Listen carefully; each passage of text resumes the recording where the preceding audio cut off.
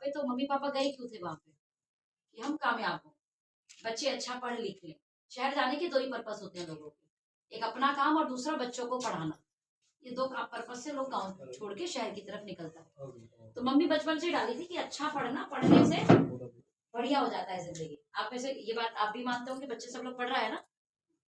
क्यों पढ़ रहे हैं, क्यों पढ़ा रहे हैं, मामा जी क्यों पढ़ा रहे हैं? जिंदगी अच्छा उन लोगों का हो जाए, सबको पता है कि जिंदगी सक्सेस हो जाएगा पढ़ेंगे तो। हम भी ऐसे ही मानते थे और पढ़े।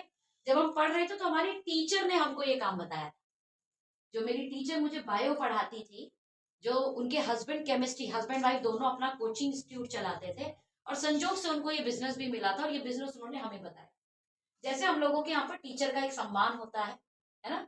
तो जब वो टीचर हमारे घर आए बताने हमें इस विषय में, इस बिजनेस के बारे में, तो हमारे मम्मी पापा ने इस विषय को सुना।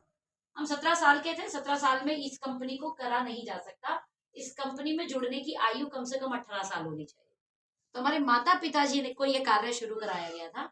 मम्मी पापा ने शुरू किया, लेकिन वो थोड़े पढ़े लिखे कम थे, है ना? तो थोड़ा बस फुट फुटा हिंदी पढ़ना ऐसा।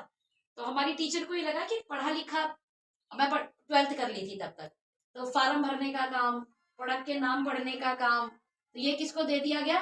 ये मुझे दे दिया गया। समझना मैं कैसे आई बिजनेस में।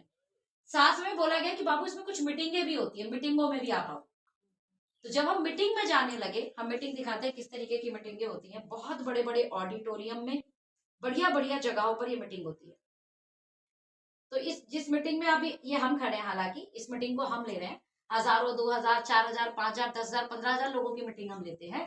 लेकिन उस दिन हम मीटिंग में सिर्फ गेस्ट बन के गए थे। गेस्ट समझते हैं, सुनने गए थे। उस मीटिंग में जब हम सुनने गए थे तो वहां बहुत बड़े बड़े लोग आए हुए थे, पढ़े लिखे लोग। ठीक है, कुछ हम फोटो आपको इस कैटलॉग में भी